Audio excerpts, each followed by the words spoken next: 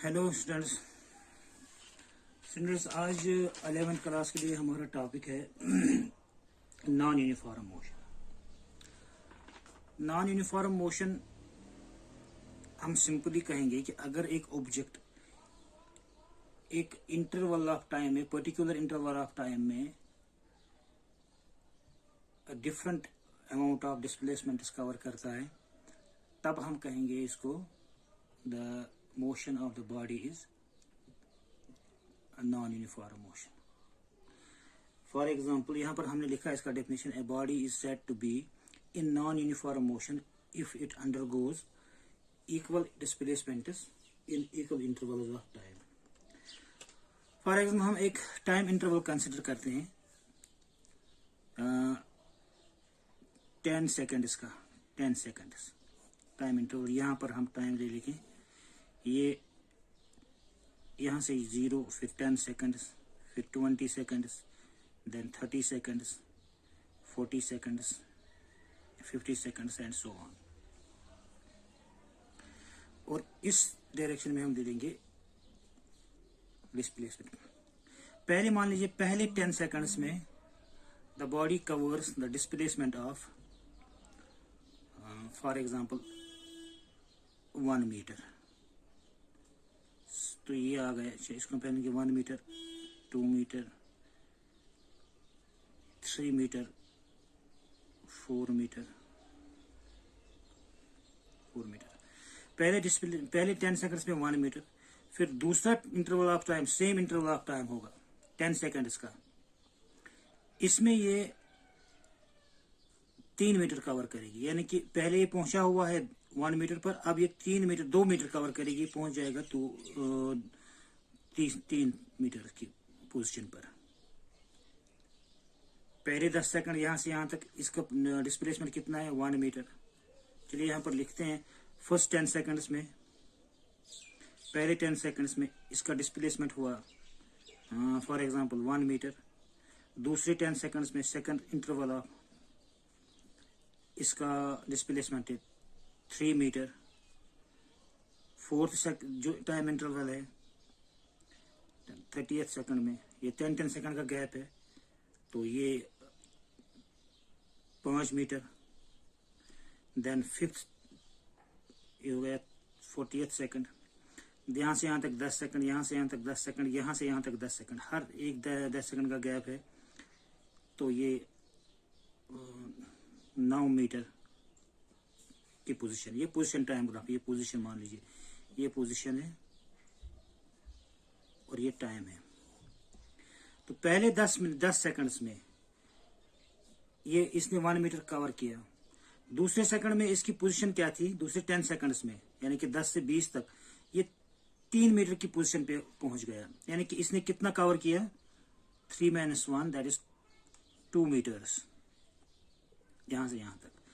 फिर 20वें सेकंड से 30वें सेकंड तक, 30th सेकंड तक, यानी कि एक और 10 सेकंड का गैप है, टाइम इंटरवल सेम है। इसने कितना डिस्टेंस कवर किया, यहां से यहां तक 3 से 5 2, फिर यहां से यहां तक अगले 10 सेकंड्स में इसने 4 मीटर कवर किए। तो इस तरह से ये टाइम इंटरवल सेम है 10-10 सेकंड का, लेकिन डिस्प्लेसमेंट यहाँ पर डिफरेंट है। यहाँ पर अगर हम मान लेंगे 6, यहाँ पर मान लेंगे 10, तो ये टाइम इंटरवल हर इक्वल टाइम इंटरवल्स में डिफरेंट डिस्प्लेसमेंट कवर किए। तो इस तरह की मोशन को हम कहेंगे the body is in non uniform motion. या अगर आप ऐसा करें, हर 10 मीटर के बाद आप टाइम आप देख लीजिए। पहले 10 मीटर्स मान लीजिए, पहले 10 मीटर्स के लिए इसने 5 सेकंड्स का, या मान लीजिए 10 सेकंड्स का ये टाइम लिया। फिर दूसरे 10 मीटर्स के लिए और 10 मीटर यहां से यहां तक है, इसके लिए इसने 15 सेकंड्स का टाइम लिया। फिर तीसरे 10 मीटर के लिए इसने 20 सेकंड का टाइम ले लिया। अब डिस्प्लेसमेंट तो सेम है, लेकिन टाइम का जो इंटरवल है वो डिफरेंट है। इस तरह के मोशन को भी हम नॉन यूनिफॉर्म मोशन कहेंगे। ये बात सेम है, time interval same, displacement is different, non uniform motion. Equal distances but unequal time intervals, ये भी नॉन यूनिफॉर्म मोशन है। तो अगर एक ऑब्जेक्ट, एक बॉडी इस तरह की मोशन में है कि अगर हम एक कोई पर्टिकुलर एक टाइम इंटरवल ले लेंगे, उसमें देखेंगे कि हर टाइम इंटरवल में ये कितना, इक्वल टाइम इंटरवल्स ले लेंगे, कितना डिस्प्लेसमेंट कवर करता है। अगर इक्वल टाइम इंटरवल्स में इक्वल टाइम डिस्प्लेसमेंट कवर करता है तो यूनिफॉर्म मोशन, अगर इक्वल टाइम इंटरवल्स में अनइक्वल डिस्प्लेसमेंट तो नॉन यूनिफॉर्म मोशन। तो इस तरह की मोशन को हम कहेंगे नॉन यूनिफॉर्म मोशन। अब इसको आप जरा गौर से देखिए, इस तरह की नॉन यूनिफॉर्म मोशन में velocity of an object changes, वो सेम नहीं रहती है। देखिए यहां पर पहले मैंने लिया 10 सेकंड्स में, हमने कहा पहले 10 सेकंड्स में 1 मीटर, दूसरे 10 सेकंड्स में इसने 3 मीटर, तीसरे 10 सेकंड्स में इसने 6 मीटर, चौथे 10 सेकंड्स में इसने 10 मीटर। यहां पर देख लीजिए डिस्टेंस कितना कवर किया, 1 metre per 10 seconds, it is called 0.1 metre per second, ये वेलोसिटी रही। दूसरे में आप देख लीजिए 3 मीटर्स पर 20 सेकंड्स,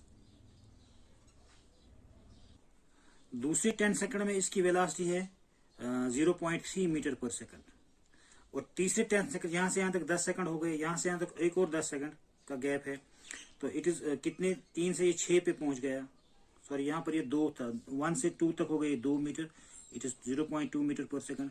फिर 3 से 6 पहुंच गया दूसरे 10 सेकंड में, 3 मीटर कवर किए, तो यहाँ पर डिस्प्लेसमेंट है 3 मीटर्स, तो 3/10 seconds, it is called 0.3 metre per second. And last वाले इस 10 सेकंड्स में इसने कवर किए 4, 6 से 10 तक पहुंच गया, तो 4 कवर किए, 4 divide by 10, it is called 0.4 metre per second. तो यहां पर जब ये नॉन यूनिफॉर्म मोशन है तो वेलोसिटी डिफरेंट होती है, डिफरेंट टाइम इंटरवल्स में वेलोसिटी डिफरेंट हो जाएगी। तो आप याद रखें कि अगर एक ऑब्जेक्ट नॉन यूनिफॉर्म मोशन में मूव कर रहा है, then its velocity is not same at every time interval. So हम यहां पर लिख सकते हैं, if an object moves with non-uniform motion, its velocity is not constant,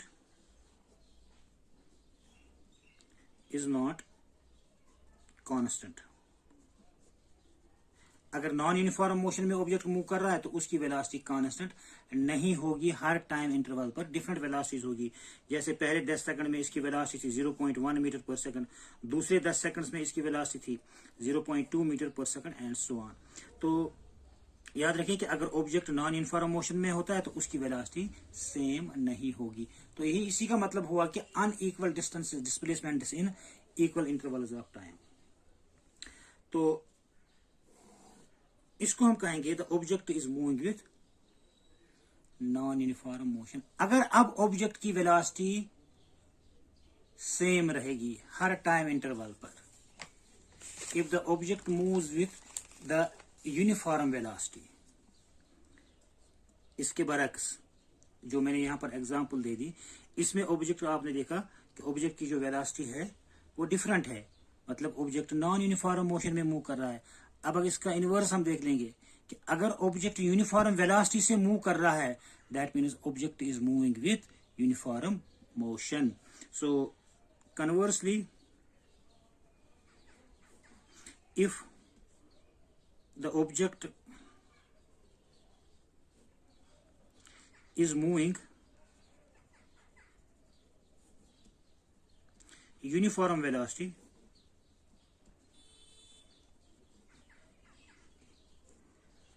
we say velocity of object is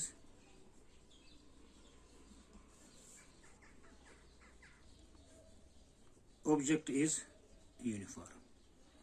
अगर मोशन यूनिफॉर्म है तो velocity uniform है, अगर मोशन नॉन यूनिफॉर्म है तो वेलोसिटी नॉन यूनिफॉर्म है। तो ये हो गया नॉन यूनिफॉर्म मोशन के बारे में।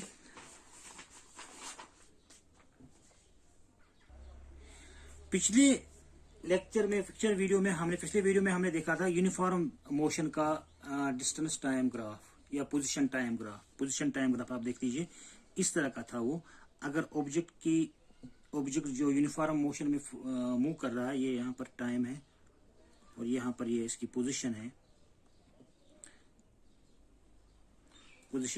तो यूनिफॉर्म मोशन के लिए ये एक स्ट्रेट लाइन बनती है, ग्राफ जो है वो एक स्ट्रेट लाइन बनती है if the object is moving with a uniform motion.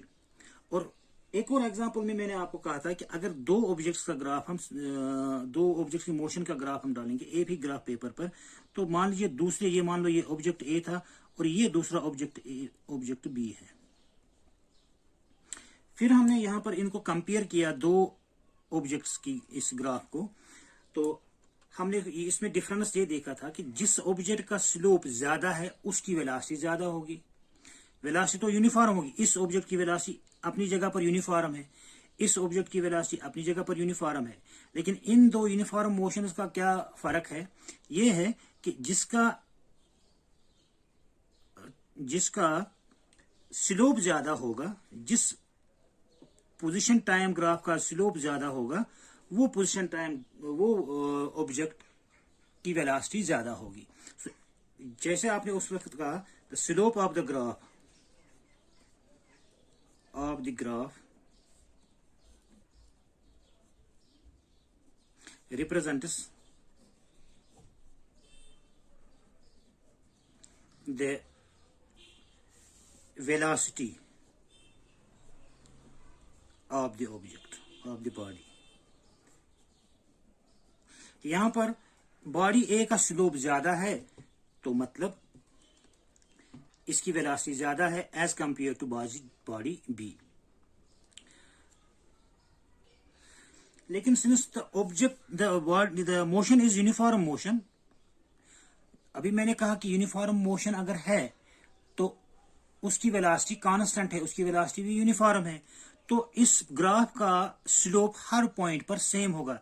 जितना यहां पर एंगल थीटा होगा उतना ही यहां पर भी थीटा होगा, थीटा ए, इसका यहां पर भी थीटा उतना ही होगा। हर पॉइंट पर स्लोप सेम रहेगा अगर यूनिफॉर्म मोशन है, स्ट्रेट लाइन है और स्लोप हर पॉइंट पर सेम रहेगा। इसी तरह इसका यहां पर इतना स्लोप है, फिर इस पॉइंट पर इतना स्लोप होगा, इस पॉइंट पर इतना स्लोप होगा, स्लोप सेम रहेगा।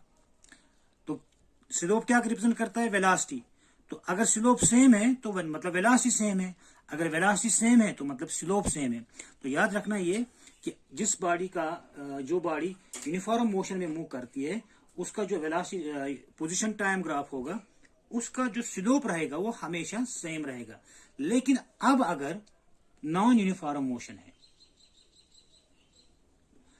उसका अगर हम ग्राफ डाल देंगे, फॉर एग्जांपल ये हमारी एक नॉन यूनिफॉर्मली मूविंग बॉडी का एक ग्राफ डालेंगे यहां पर, ये इस तरह का है।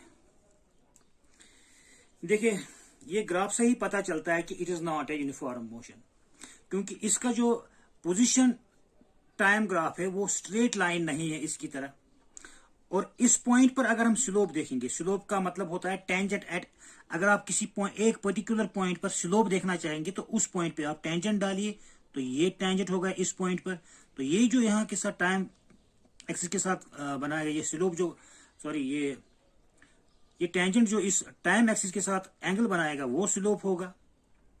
अब इस पॉइंट पे देखिए, इस पॉइंट पे अगर आपको स्लोप देखना है तो यहाँ पर टेंजेंट डालिए, ये वाला टेंजेंट है, तो ये जो एंगल बना रहा है डिफरेंट बना रहा है इससे। तो ये ग्राफ से ही पता चलता है कि मोशन जो है ये नॉन यूनिफॉर्म मोशन है, और since the motion is non uniform, इसकी वेलोसिटी भी नॉन यूनिफॉर्म होगी। और जब वेलोसिटी नॉन यूनिफॉर्म होगी तो स्लोप डिफरेंट पॉइंट्स पर डिफरेंट रहेगा। तो अब जैसे आप यहां पर देख रहे हो कि हर एक पॉइंट पर डिफरेंट स्लोप है, तो different slope means different velocity. Slope क्या रिप्रेजेंट करता है? स्लोप हमें रिप्रेजेंट करता है उस ऑब्जेक्ट की वेलोसिटी क्या है उस पर्टिकुलर पॉइंट पर। तो यहां पर देखिए हर पॉइंट पर डिफरेंट स्लोप्स है, डिफरेंट एंगल्स है। ये भी मैंने आपको बताया, स्लोप कितना है ये देखने के लिए, एक पर्टिकुलर पॉइंट पर कितना स्लोप है ये देखने के लिए आप उस पर्टिकुलर पॉइंट पर टेंजेंट डालिए, तो वो एंगल बनाएगा, जितना वो एंगल बनाता है इस टाइम एक्सिस के साथ, वो हो गया स्लोप इसका। tan थीटा आपको निकालना है तो इसका स्लोप हो गया। यहां पर देखिए tan थीटा का वैल्यू डिफरेंट आएगा, थीटा का वैल्यू डिफरेंट आएगा, तो स्लोप डिफरेंट आएगा। तो नॉन यूनिफॉर्म मोशन के लिए slope at the graph at different points is different. तो ये आपको याद रखना कि स्लोप जो है वो रिप्रेजेंट कर रहा है वेलोसिटी को, और अगर वेलोसिटी नॉन यूनिफॉर्म है तो डेफिनेटली स्लोप भी नॉन यूनिफॉर्म ही होगा। यहां पर आप एक स्पेशल चीज आप याद रखिए, हम जब कहेंगे कि if the velocity non uniform velocity, क्या मतलब हुआ कि अगर एक ऑब्जेक्ट की वेलोसिटी डिफरेंट टाइम इंटरवल्स में डिफरेंट है, तो वेलोसिटी अगर चेंज हो गई तो हम कहेंगे कि वेलोसिटी चेंज हो गई। वेलोसिटी के चेंज होने का मतलब क्या हुआ, चेंज इन वेलोसिटी का मतलब क्या है, चेंज इन वेलोसिटी, वेलोसिटी का मतलब यहां पर आप देख लीजिए, एक स्पेशल बात है क्योंकि आगे हमें इसी बात पे काम करना है।